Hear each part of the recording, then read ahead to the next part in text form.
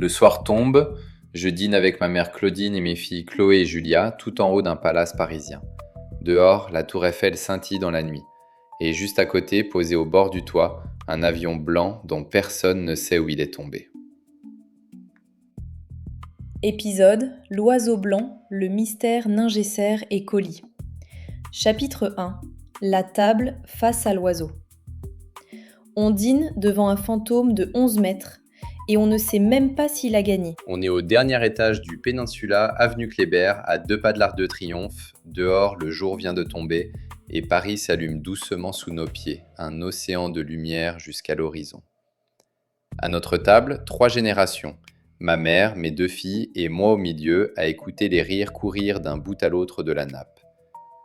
Le restaurant porte un nom, l'Oiseau Blanc, et juste derrière la verrière, dehors sur le toit, un grand biplan blanc se tient à hauteur de nos assiettes, le nez tourné vers la tour Eiffel.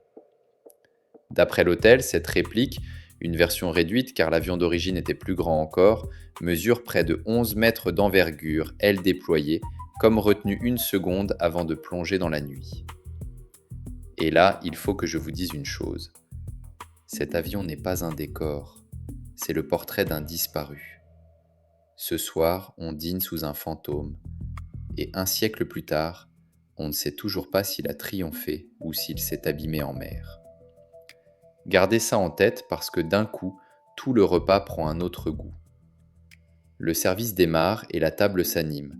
On apporte d'abord le pain encore tiède et un beurre de baratte qui font presque à le regarder, salé juste ce qu'il faut. Puis le caviar au siètre fait son entrée, des perles sombres et luisantes qui accrochent la flamme des bougies et renvoient des reflets d'or. Une cuillère sur la langue, et c'est l'océan qui éclate, iodé, salin, ce petit grain qui craque puis se défait, le fenouil laqué qui adoucit juste derrière. Dans les flûtes, le sommelier sert un Laurent Perrier grand siècle, cet assemblage rare de 3 grandes années réunies pour composer une année parfaite. Une robe d'or, des bulles fines et tenaces, un nez de citron confit et de noisettes, une bouche fraîche et vibrante qui n'en finit plus. Et son nom tombe juste ce soir, grand siècle, parce que c'est exactement ce que cette histoire va traverser, un siècle entier.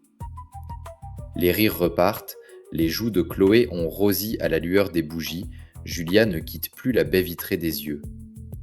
Et le ballet continue.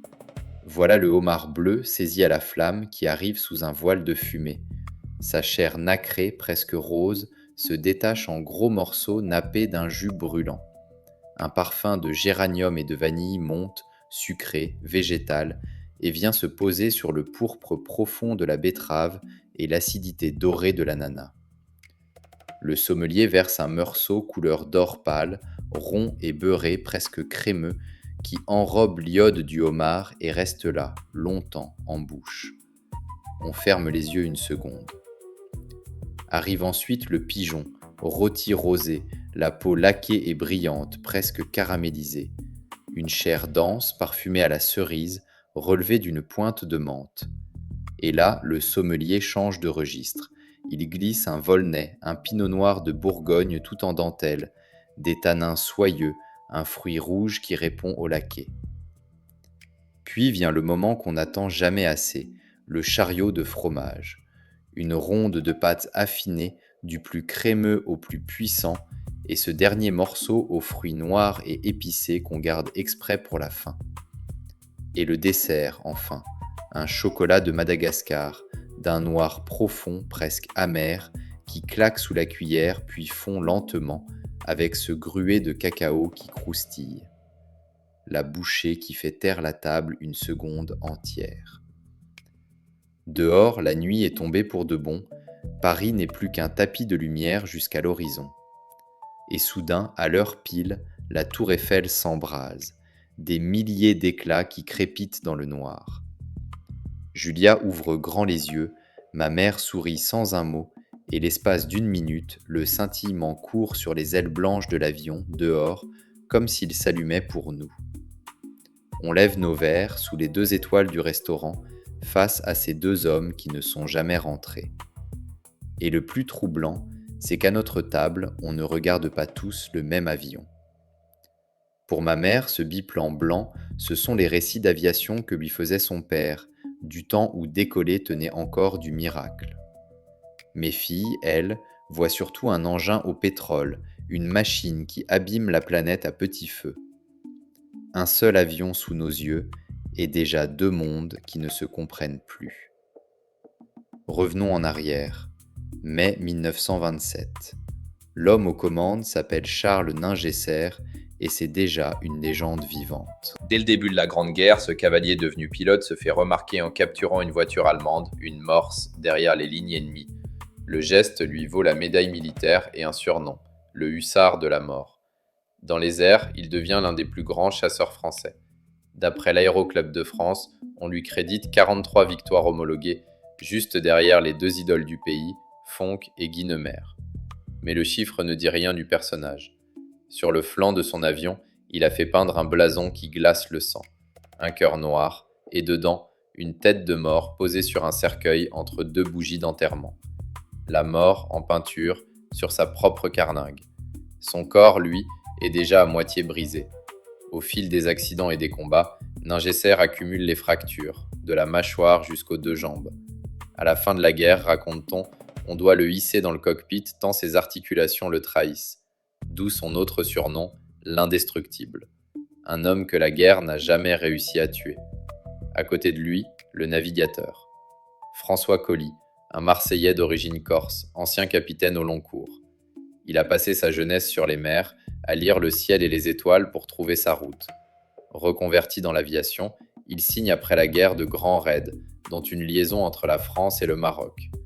En 1918, un accident lui a coûté un œil. Depuis, il vole avec un bandeau noir, comme un corsaire qui aurait troqué le pont d'un navire contre un poste de pilotage.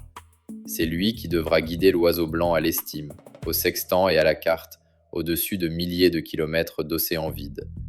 Voilà l'équipage. Un pilote qui porte la mort sur sa carlingue et que la mort n'a jamais voulu, et un marin borgne qui sait lire le ciel. Deux hommes que la guerre a usés jusqu'à l'os et qui décident, pour finir, de jouer leur dernière carte au-dessus de l'Atlantique. La question, ce soir-là, face à l'avion blanc, plus personne ne se la pose vraiment. Ces deux-là, où sont-ils tombés ? Chapitre 2. Le Paris à contrevent. Une fortune attend le premier à relier l'Amérique et Paris. Eux choisissent la direction que personne ne veut prendre. Tout commence par une promesse et une grosse somme d'argent. En 1919, un hôtelier français installé à New York, Raymond Orteig, met sur la table 25 000 $. Selon les règles de son prix, la somme ira au premier équipage qui reliera New York et Paris sans escale, dans un sens ou dans l'autre. 25 000 $ de l'époque, c'est l'équivalent de plusieurs centaines de milliers d'euros aujourd'hui. Mais surtout, c'est un défi que personne n'arrive à relever. Plusieurs aviateurs y laissent la vie avant même d'avoir vu l'océan. Coly, lui, rêve de cette traversée depuis des années. Il l'a d'abord préparé avec un autre as, Paul Tarascon, mais fin 1926, leur avion est détruit dans un accident et Tarascon, grièvement touché, doit renoncer. C'est ainsi que Coly, le navigateur sans avion, croise Ningesser, le pilote sans navigateur. Les deux hommes s'associent. Ils visent officiellement un record de distance, pas vraiment le prix. Et ils prennent une décision qui dit tout de leur tempérament. Ils partiront de Paris, vers l'ouest, vers New York. Or, les vents dominants soufflent dans l'autre sens, d'Amérique vers l'Europe. Voler vers l'ouest, c'est avancer en poussant contre un mur d'air invisible. Le chemin le plus long et de loin le plus risqué. Ils le choisissent quand même, pour l'honneur de s'élancer depuis la France. Reste la machine. Ce sera un biplan en bois, peint en blanc, dérivé d'un avion de reconnaissance de la marine, le ventre rendu étanche comme une coque de bateau pour pouvoir se poser sur l'eau. Au cœur de la bête, un moteur Loren Dietrich. D'après sa fiche technique, il développe 450 chevaux, 12 cylindres disposés en W, plus de 350 kg de fonte et d'acier à lui tout seul. Un bloc qu'on fait tourner des dizaines d'heures d'affilée à l'usine pour être sûr qu'il tiendra la traversée. C'est ce moteur-là, dont une reproduction grandeur nature trône aujourd'hui dans le restaurant, qui doit avaler l'Atlantique d'une seule traite. Sur le fuselage, le blason macabre de Ningesser veille. À l'intérieur, presque rien de superflu. Et c'est là que l'histoire devient vertigineuse. D'après les caractéristiques de l'appareil, il embarque près de 4000 litres d'essence pour tenir une quarantaine d'heures en l'air. Au décollage, l'oiseau blanc pèse près de 5 tonnes, dont plus de 2 tonnes rien que de carburant. Une baignoire volante pleine d'essence. Pour gagner le moindre kilo, l'équipage renonce à la radio et aux canaux de sauvetage. Mais le plus fou est ailleurs. Le train d'atterrissage, ses grandes roues sous le ventre, n'est pas fait pour rester. Il est conçu pour être largué quelques minutes après le décollage, lâché dans le vide au-dessus de Gonesse, histoire de ne pas traîner ce poids mort sur tout l'océan. Vous avez bien entendu, ils jettent leurs roues en plein vol. À partir de cet instant, il n'y a plus de retour en arrière, aucun terrain où se poser. Le plan, c'est d'amérir à l'arrivée, devant la Statue de la Liberté. Mais entre Paris et New York, aucune issue de secours. S'ils tombent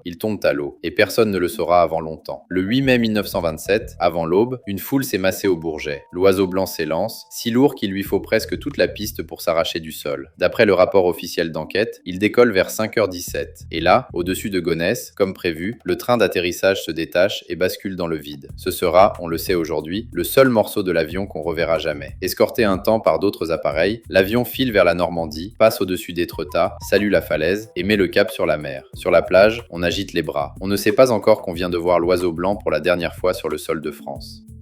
Chapitre 3. La fausse victoire. Un journal annonce le triomphe à la une. Paris explose de joie, et tout est faux. L'avion file au-dessus de la Manche, longe l'Angleterre, puis l'Irlande. D'après les observations recensées à l'époque, un sous-marin britannique le repère au large de l'île de Wight en fin de matinée, puis on l'aperçoit une dernière fois au-dessus des côtes irlandaises, cap à l'ouest, vers l'immensité. Après ça, plus rien. L'Atlantique se referme sur lui comme une porte, mais avant ce silence, il y a l'attente. Vers 10h du matin, on aperçoit encore l'avion au-dessus de l'Irlande. 1 heure plus tard, un dernier témoin le suit des yeux qui filent vers le grand large, et l'horloge, à partir de là, devient son pire ennemi. Il lui reste une trentaine d'heures d'essence pour avaler près de 5000 km d'océan vide. À Paris pourtant, on ne doute pas une seconde. On a calculé l'heure d'arrivée, on guette la nouvelle d'une minute à l'autre. Dans les clubs d'aviation, on débouche déjà le champagne, on prépare les discours. Et le lendemain, un grand quotidien, la presse, n'attend pas.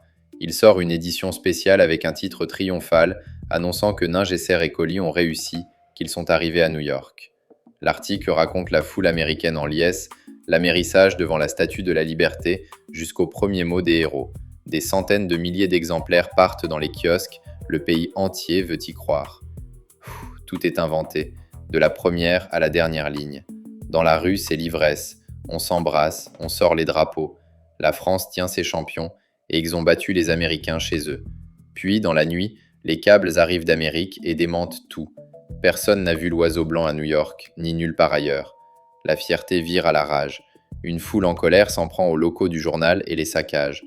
Le canular est si brutal qu'il poursuivra la presse pendant des années, jusqu'à sa disparition. Et le silence, lui, s'installe. Les jours passent, l'essence des deux hommes est épuisée depuis longtemps.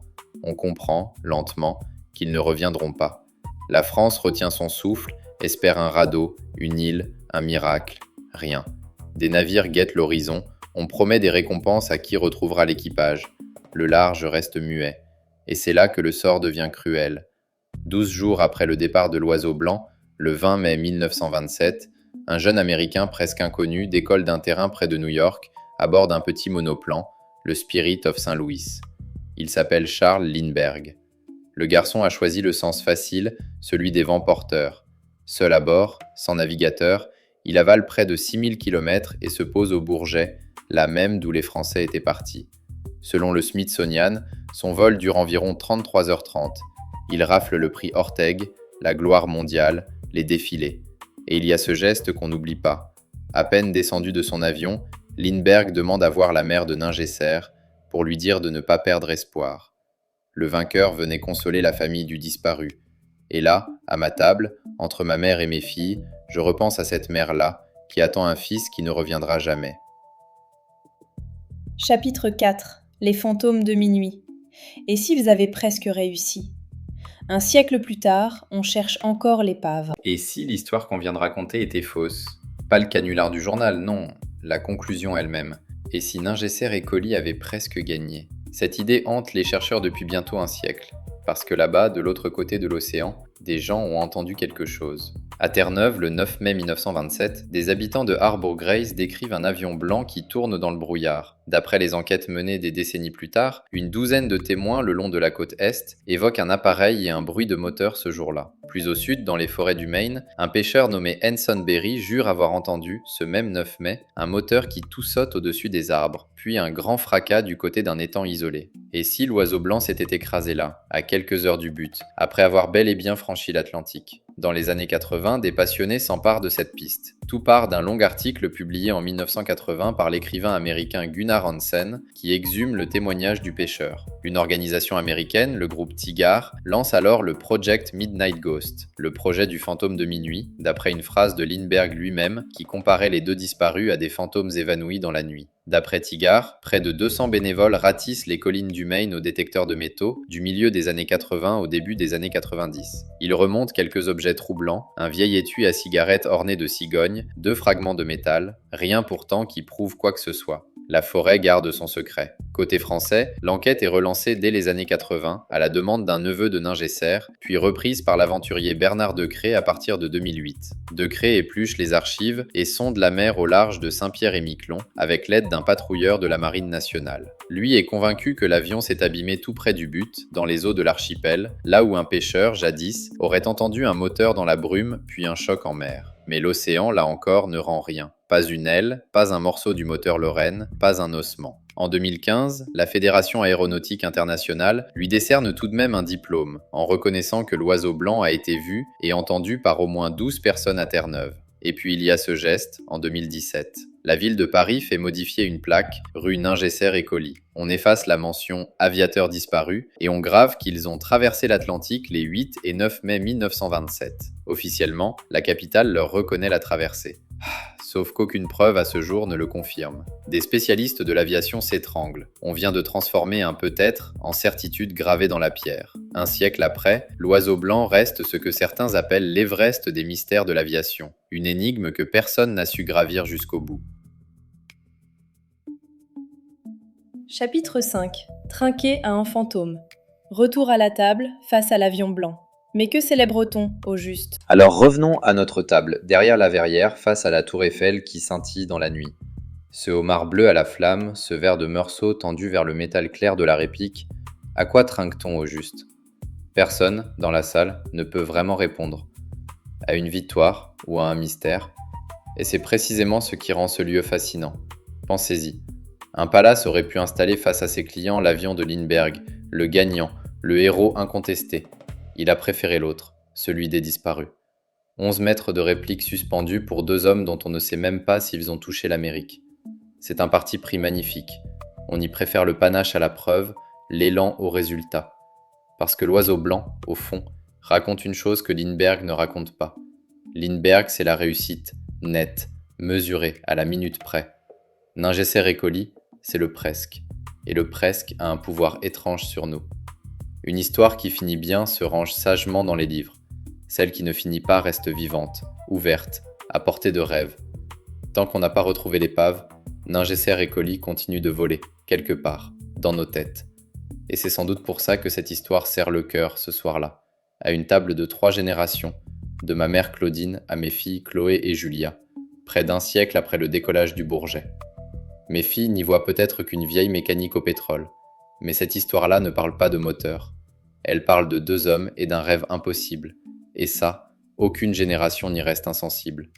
Chaque génération peut reprendre la quête, fouiller un nouvel étang, sonder un fond de mer. C'est pour ça qu'à Étretat, un monument veille toujours sur la Manche, là où l'avion a quitté la France, et qu'à l'approche du centenaire, en 2027, des passionnés s'acharnent à faire voler une réplique fidèle de l'oiseau blanc.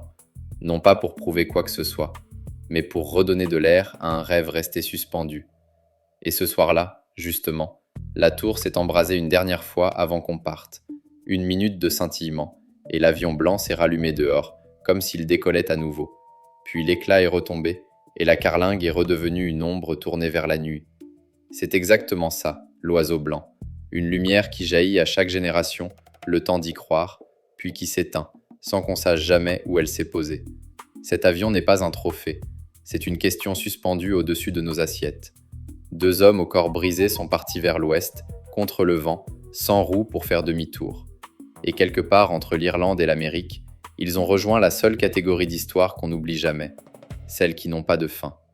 Un jour, Chloé et Julia la raconteront à leur tour. Et tant qu'on la raconte, l'oiseau blanc n'a pas fini de voler. Vous écoutiez L'Oiseau blanc, le mystère Ningesser et Colly. Merci d'avoir écouté jusqu'au bout. Si cet épisode vous a parlé, partagez-le